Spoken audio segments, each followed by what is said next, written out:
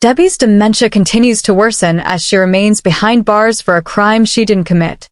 She took the blame in a desperate attempt to repair her shattered relationship with her son Carl. Instead of showing gratitude, Carl exploits her guilt over giving him to her parents when he was born, using it as leverage to drain her financially. Ever since her dream wedding to Ronnie ended in a horrifying, blood-soaked crash, Debbie's world has fallen apart. The accident was actually triggered by Carl's drunk driving. Yet, Debbie stepped in and accepted responsibility. Though she knew she was innocent, Carl manipulated her fragile mental state, trying to convince her that she was truly at fault. Shunned by the community and terrified of a prison sentence, Debbie stood firm even when Carl briefly considered confessing. She insisted she was taking the blame willingly, publicly revealing that she is his mother. Rather than softening him, the truth only deepened Carl's resentment, especially after he discovered she had placed Ryan in charge of her hotel, cutting off his access to siphon money from the business. Inside prison, Debbie finds a small source of comfort in a budding friendship with fellow inmate Lou. But during a visit, Carl once again takes advantage of her vulnerability, persuading her to hand over more money. Things take a darker turn when Debbie discovers Lou badly beaten. She calls for help, but at Lou's urging, pretends it was a false alarm, angering a guard who already seems unwilling to assist anyone. During visiting hours, Carl approaches Debbie with his usual cold detachment. Nearby, Lou reunites with her children, accompanied by Sally, who questions Debbie about what happened. As she listens, Sally overhears Carl pressuring Debbie for even more cash. Desperate and emotionally trapped, Debbie even considers setting up a direct debit to provide him with steady income. Carl's triumphant expression disgusts Sally. When visiting time ends, Carl brushes past Debbie's attempt to hug him. She pleads for him to return soon, but he leaves without warmth. Sally then tries to reason with Debbie, suggesting she is effectively paying for her son's visits. Distressed, Debbie insists she owes Carl and believes any mother would do the same. Sally counters that her own adult children would never beg her for money. Hurt and shaken, Debbie retreats to her cell. Alone, fragments of conversations echo in her mind. Overwhelmed by confusion and emotional torment, she lashes out at Lou, screaming at her to leave. Her distress spirals further. Back on the street, Sally informs Ronnie about Carl's latest scheme. When Carl appears, tensions explode. Ryan, Ed, and eventually Ben intervene to stop Ronnie from confronting him, and Ben makes it clear Carl is no longer welcome. Still, Carl shamelessly boasts about taking money from his mother. Meanwhile, Debbie's condition deteriorates. Her vision blurs, her body weakens, and she calls out for help. The same indifferent guard ignores her pleas. Staggering toward her bed, she suddenly collapses, crumpling to the floor. Will the reality of his cruelty finally force Carl to change? It's Carl. The chances seem slim. Fresh spoilers from Coronation Street tease a mixture of comedy and tension next week as Jodie finds herself panicking over her mysterious former boyfriend. Adam's patience wears dangerously thin, and Todd's simmering frustrations finally boil over.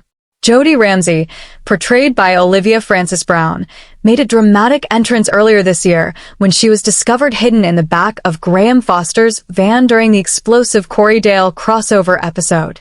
Since arriving in Weatherfield, she has wasted no time making her presence known.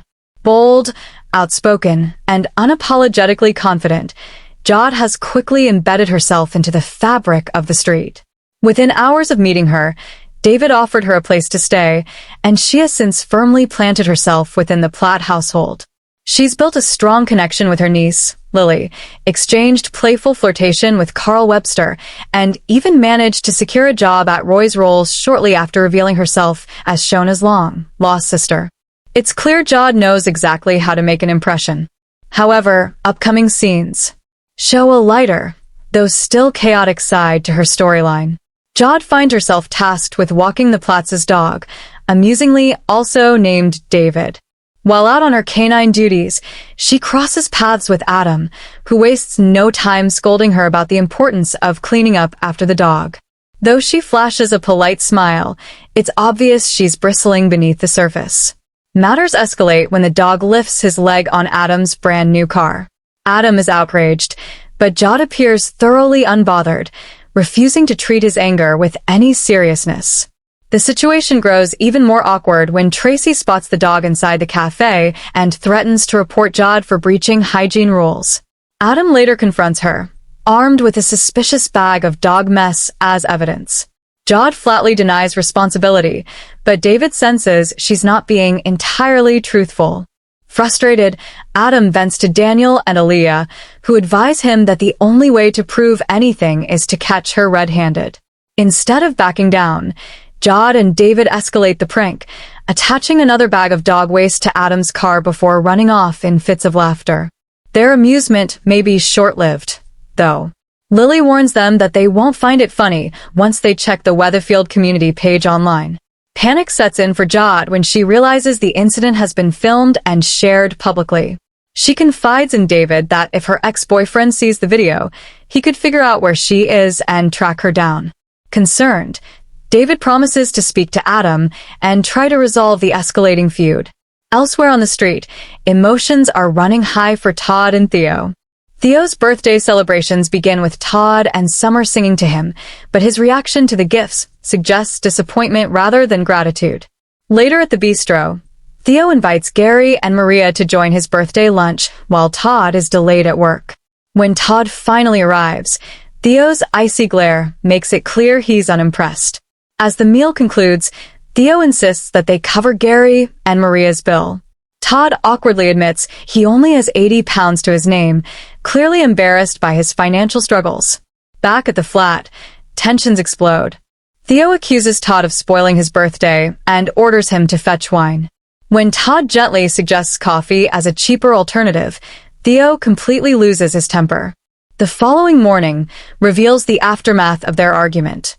Todd quietly cleans up the shattered crockery from the night before and informs George he won't be coming into work. Meanwhile, Gary notices Theo waking up in his van and listens as Theo downplays the situation, claiming their dispute was simply about money. Todd attempts to distract himself by making soup. But when the blender refuses to cooperate, his frustration erupts and he hurls it across the kitchen. The chaos is evident when Gary arrives to collect clothes for Theo and takes in the disarray. Emotional and regretful, Todd admits he wants to repair the damage between them.